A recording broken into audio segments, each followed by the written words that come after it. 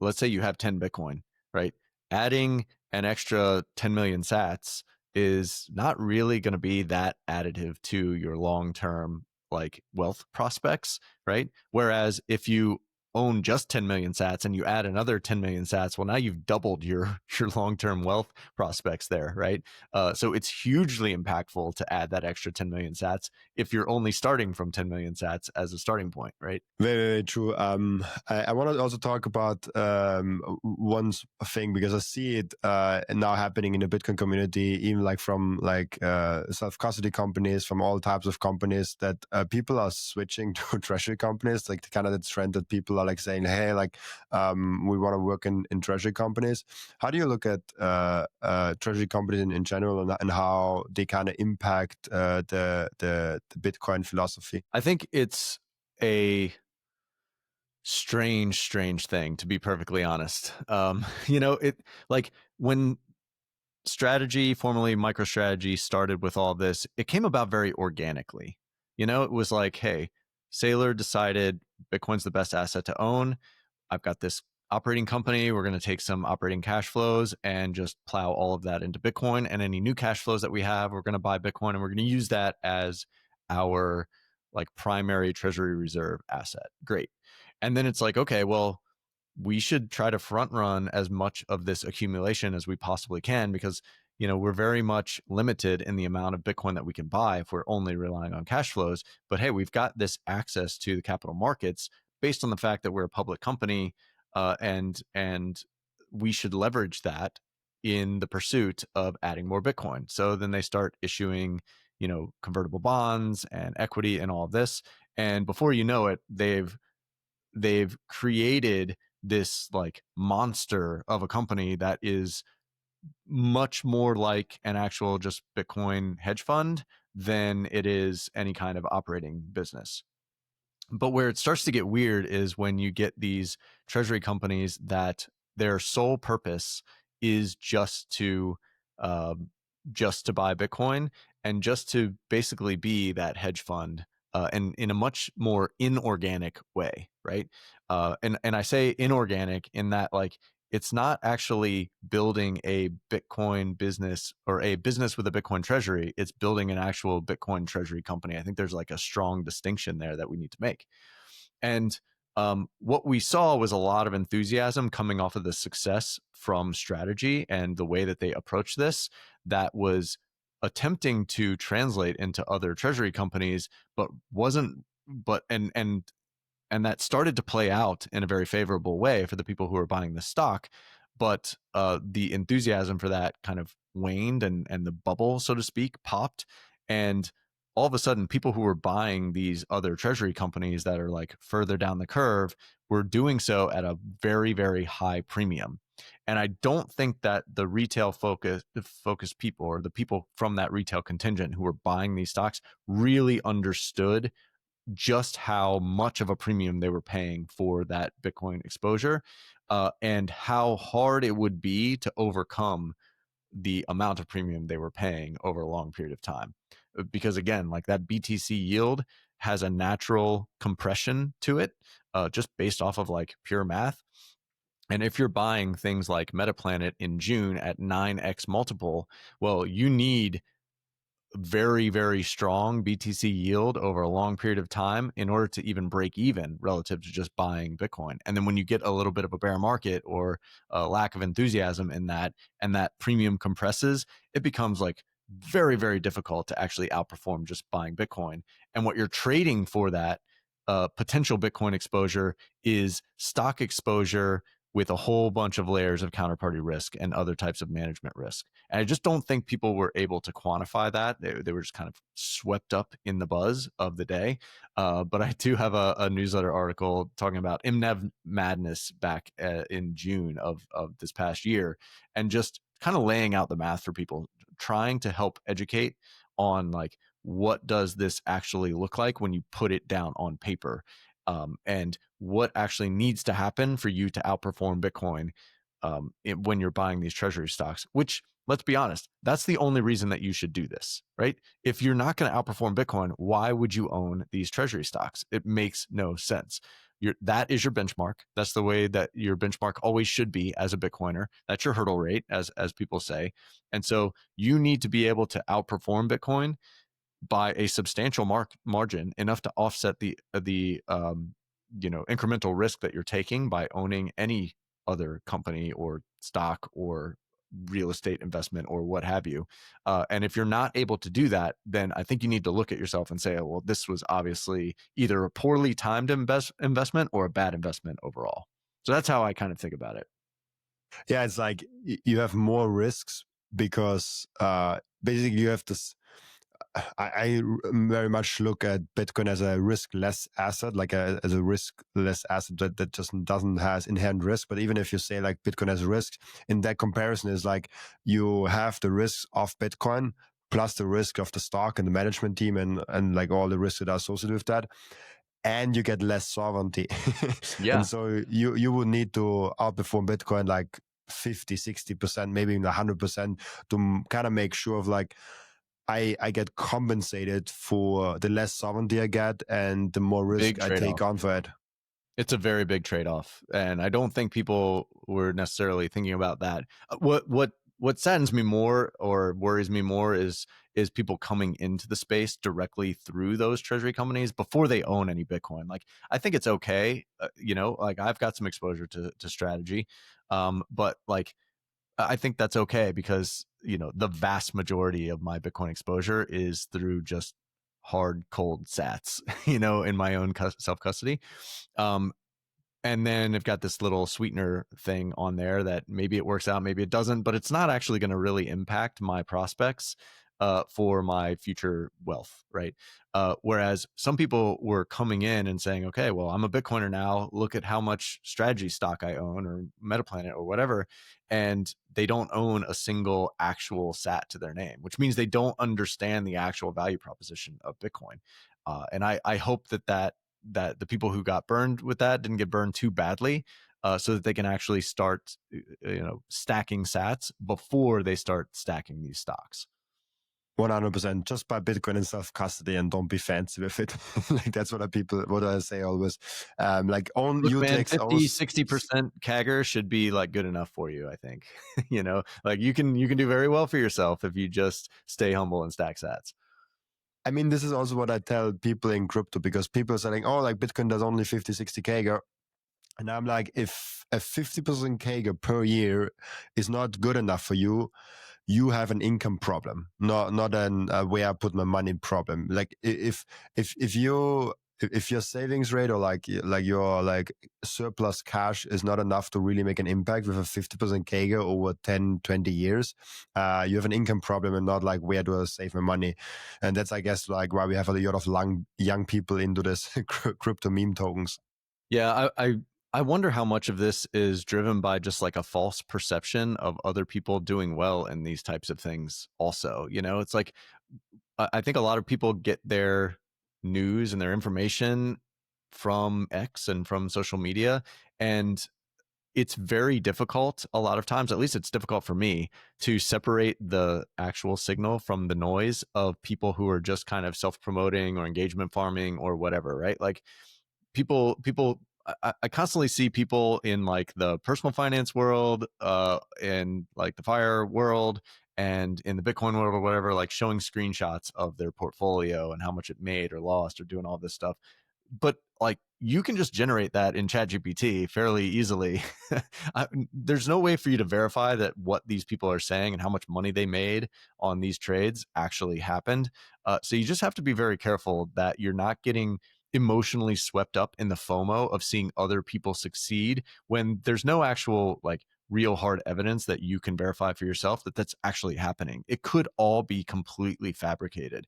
And I'm certainly subject to it as well. Like it's when the market is doing what it did with strategy, a year ago, um, it's very difficult to be immune from feeling a little bit of FOMO, like, oh, I need this exposure. Like, what if it goes 10x, like everybody's saying it's going to go from here, and completely outperforms Bitcoin? It's very difficult to restrain yourself from doing that, or from like hopping on that bandwagon. But I think that kind of comes just from time and experience, in taking a long term approach to building personal wealth, and making sure that you are making decisions that work for you and how you feel about the allocations that you're doing and what your actual goals are, which might be very different from the other people that you're following or seeing on these social media platforms. Yeah, and even if we assume everyone is super honest and all the screenshots are true, even then you have the problem of how many people will actually post how much money they lost on a project versus how many people will post if they make a lot of money from a project. And so you see the highlights, the best of the best, the few people that made money, and not the 99% of people that lost money. That's assuming everyone is honest, which I don't think everyone is. Yeah, absolutely. I mean, people have an incentive to share their winners and hide their losers, and to, hype up the things that they want you to see and downplay the things that they don't want you to see. It's natural, it's not like that's anything specifically nefarious about any individual person. It just is the natural inclination that we all have as human beings. And so you just need to be aware of that. I like to give people the benefit of the doubt, right? If at all possible. So I don't think this is something like there's so many malicious people out there trying to scam. There are those people, of course. But for the most people part, I think it's just the natural inclination that you want to share your winners and hide your losers. I feel that push and pull as well, and you just try to have to navigate that with that self knowledge in place. One topic you kind of suggested in the beginning is the emergency fund that is is a controversial topic in Bitcoin itself. Let's talk first, like for the few people that might not know what this is. Like, what is this even? Like, what's the importance of that, and how should a Bitcoiner kind of look at an emergency fund? Well, I think that an emergency fund is something that has been around as a concept for a very long time, especially in like personal finance circles. And the idea is, hey, if you've got 6 months, let's say, worth of your expenses held in cash, in a savings account, maybe that savings account pays you a yield of 4% or something like that, right? It's kind of nominal gains that you're losing to inflation, but hey, you've got this cash that's available in case you lose your job. And I challenge this concept in a couple of different ways. The first is that, look, if you have zero wealth, if you're just starting out, the idea of an emergency fund for a month or so kind of makes a little bit more sense, because it's like, hey, I'm going to build up a little bit of a cash buffer in case in this interim time period where I'm just now starting to actually save, I lose my job, I lose my income, and I can't do any of that. Okay, great. That makes a little bit more sense to me. But the further along you go in your journey, the less and less holding any large amount of cash makes any sense.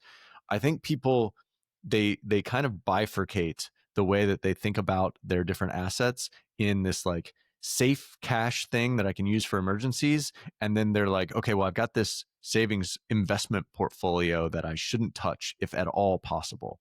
And I think that's the wrong way to think about it.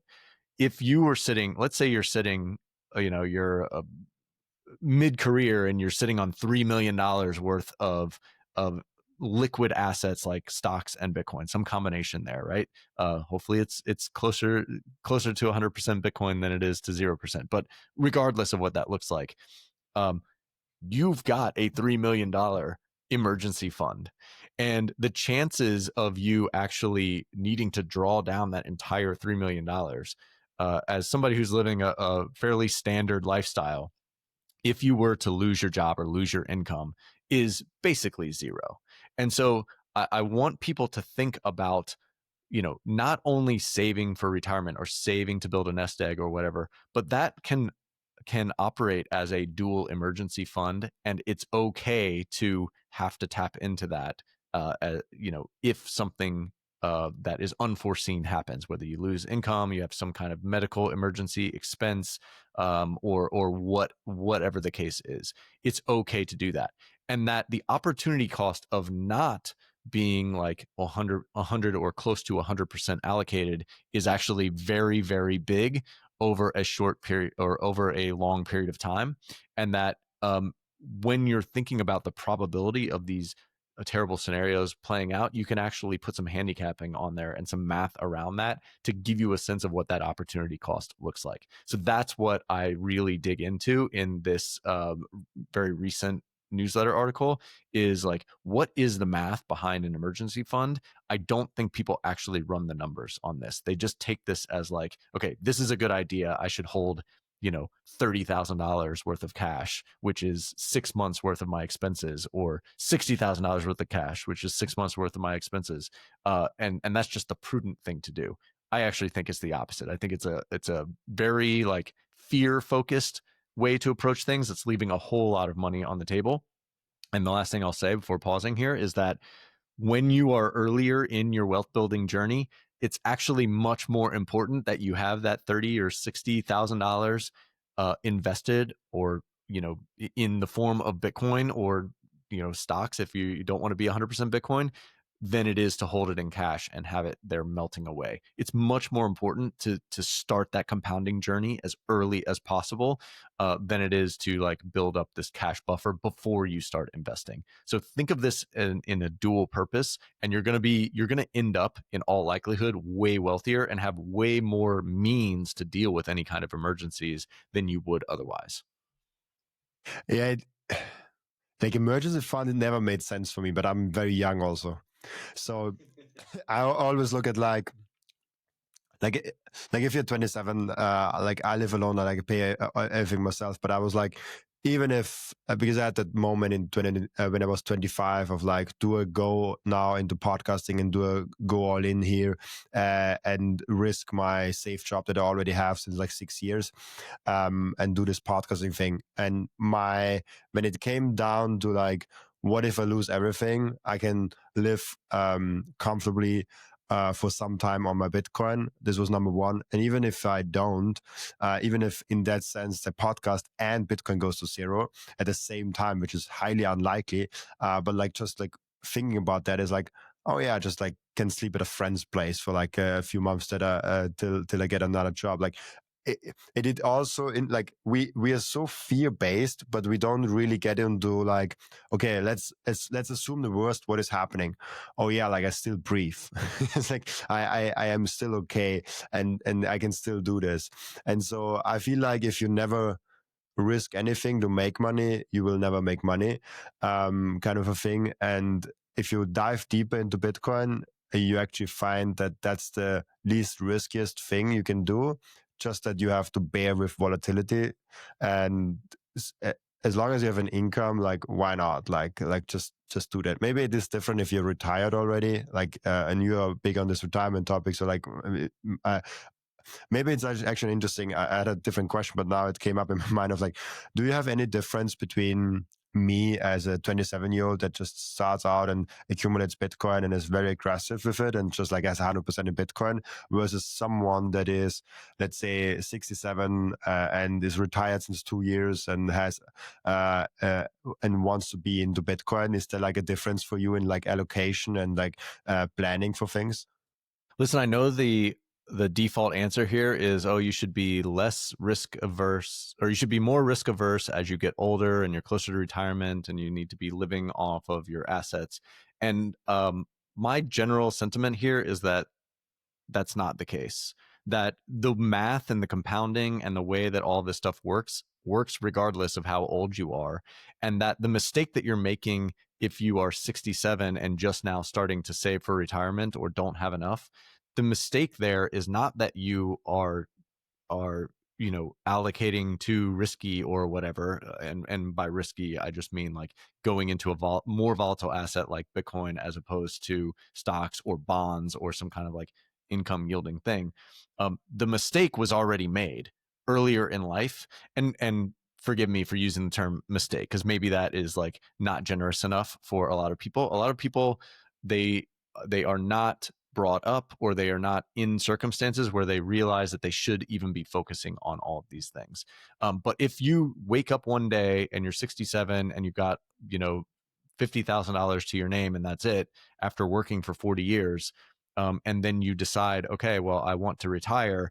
Well, the same approach applies as to whether or not you are starting your career at 22 and you're trying to retire by the time that you're 30, right? You got 8 years or 8 to 10 years to build up a nest egg or an investment portfolio that you can live off of. And whether you're starting at 22 or starting at 67, that doesn't matter. Now, if you've gone through your years, 40 working years of saving and investing and creating a savings portfolio that is large enough to actually fund that retirement, then it should be also large enough, just by the way that all of this works, to have you be able to live off of without going into bonds and therefore, capping your upside or creating a lot of just, negative real yield across the rest of your life and whatever you would be able to hand off to future generations. So that's the way that I think about it. Thank you for watching this video. This was only a snippet of the podcast. And if you want to watch the full episode and get all of the context of this episode, you can click right here or here. Oh, maybe also here.